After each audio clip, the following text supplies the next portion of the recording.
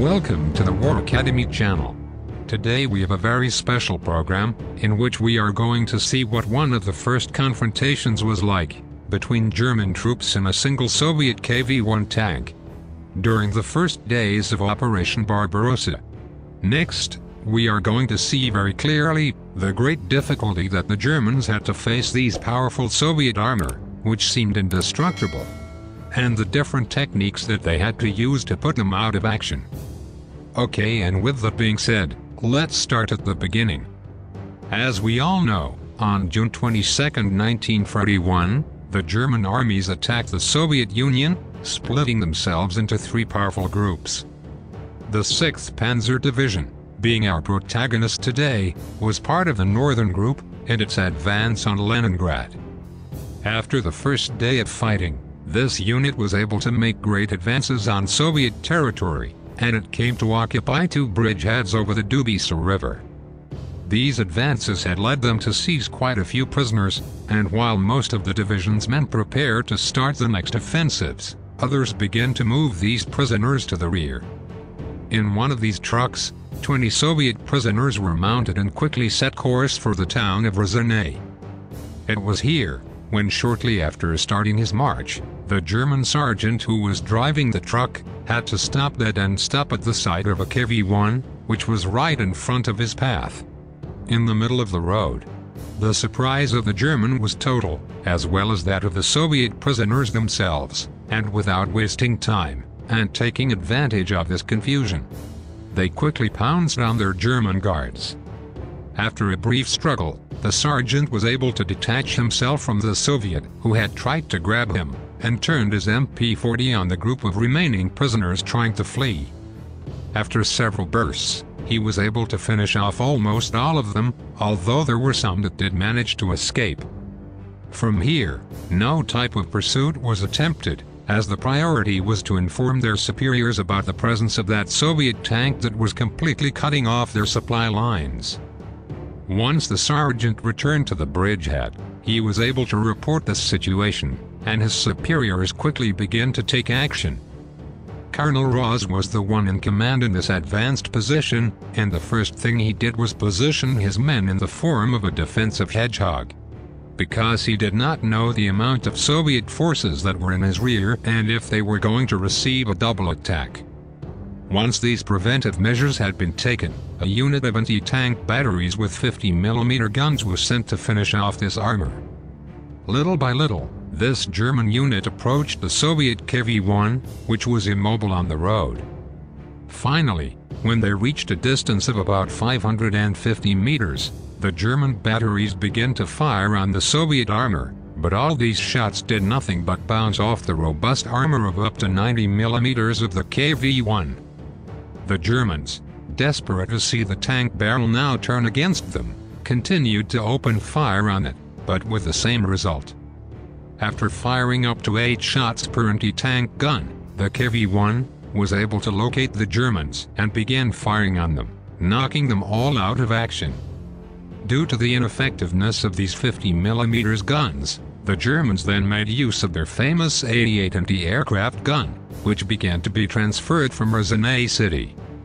This cannon, if it had the capacity to penetrate the armor of the Soviet battle tank, and it was going to be located in its rear part, so that nothing could fail now. However, when this cannon approached and was positioned at a distance of about 800 meters, the Soviets detected its presence and fired on the 88 cannon before it could fire. This shot knocked out the German anti-aircraft gun. The second German attempt to destroy KV-1 having failed, the situation for the bridgehead troops became increasingly critical. They were running out of ammunition and food, in their attempt to stop various attacks that they continued to receive from the Soviets, and were beginning to use their emergency rations. The German commanders soon came to the conclusion that none of their anti-tank guns, nor their own armor, had enough power to bring down the Soviet battleship. So they decided to send a group of sappers with explosives for this third time. 12 men were the ones who were finally sent to destroy this Soviet armored vehicle, who had the difficult task of approaching the vehicle to place explosive charges on it. Since this would have been impossible during the day, the sappers carried out this action at night. Once these men began to approach the KV-1, they began to hear more and more clearly different sounds that made them realize that the Soviets were having dinner. They also noticed the presence of certain partisans who were helping them, taking this dinner to the battle tank. Although the Germans were tempted to pounce on the Soviets just at this moment, they decided to wait for the partisans to leave, because if they had started a charge at that moment, the Soviets would have been able to occupy their positions inside the battle tank and machine gun them at pleasure. After about an hour, the partisans left and dinner was over. It was then that the German sappers positioned themselves alongside the Soviet KV-1 without being seen and placed their explosives. Quickly the Germans lit the fuse and walked away. Shortly, there was a loud explosion, which was followed by all kinds of shots from the Soviet vehicle. Once again, the Germans saw that they had not been able to destroy the KV-1 and that they had hardly done any damage to its tracks. Discouraged, 11 German sappers returned to the head of the bridge to report the failure of their mission, and the disappearance of one companion they had not found. A few hours later, the Germans heard another violent explosion coming from the KV-1 area, which was also followed by machine gun bursts. Once it was daylight, the German sentries saw one of their own returning from the area of the Soviet tank. And indeed, it was the sapper who had disappeared. Quickly, he met with the colonel, who asked him what had happened. Apparently, this soldier had been left lying and unconscious, and when he woke up, he saw that he still had explosives and decided to put another charge on the KV-1 before returning. Of course, this charge detonated without affecting the Soviet tank. In any case, they now understood where the explosion they had heard shortly after the main group returned had come from. At this point, and finding ourselves on June 24, 1941, when the Germans had to continue their advance, the division commanders were completely desperate at the impossibility of destroying the Soviet battle tank. The next action they thought about was to call the Luftwaffe to send some kind of device that was capable of destroying the KV-1, but they were soon informed that they had no air support in the area. So, with the situation like this, the only way out they had was to go back to making use of some other 88mm cannon. The first had failure before he could shoot, and this was again a risk that could not be taken again.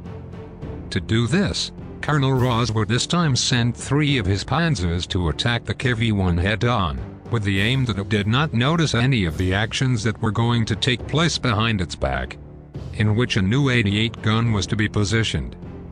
Once each unit was clear about its role, this fourth attempt to destroy KV-1 began. German tanks were soon able to draw attention to the Soviet tank, which began to receive scattered shots from 3 different positions. While these shots were taking place between the different armored vehicles, the 88 gun was able to position itself behind the KV-1 without being detected and began to aim.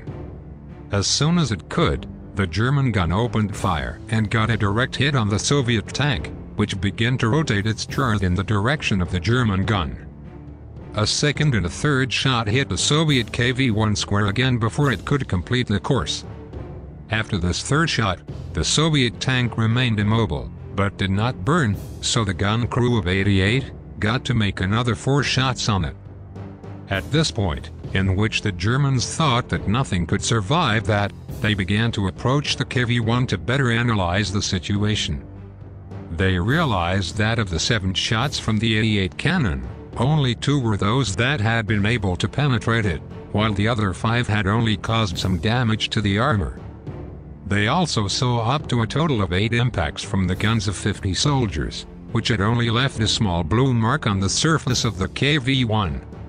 There was no sign of any other firing from the German Panzers themselves, and with regard to the damage caused by the sappers, this had been very small, only to the tracks. While this analysis was taking place, the Germans watched in horror as the KV-1 single-S turret began to move again with the intention of attacking. While many soldiers ran to find a shelter, Two sappers quickly climbed on top and threw a couple of grenades through a hole produced by the 88 cannon. After this last internal explosion of the grenade, the Germans were able to finish putting out of action this Soviet tank. In all, it was 48 hours that a single KV-1 had blocked the entire German supply line from a powerful strike force. This episode undoubtedly gives us an idea of these first combat on the Eastern Front, in which the Germans did not take long to discover the capabilities of the Soviet armored units. I hope this real example helps us to understand the difficulties that the Germans had every time they encountered a T-34 or KV-1, before which they had to use all their ingenuity to be able to shoot them down. And so far today's program, which has brought us this exciting fight. I invite you to visualize some of the interviews in which we have talked about the battles between armored vehicles in the Second World War, or the Barbarossa operation itself. I will leave both links in the description. This is it. Subscribe and support this channel if you like this video, and see you in the next program. See you soon.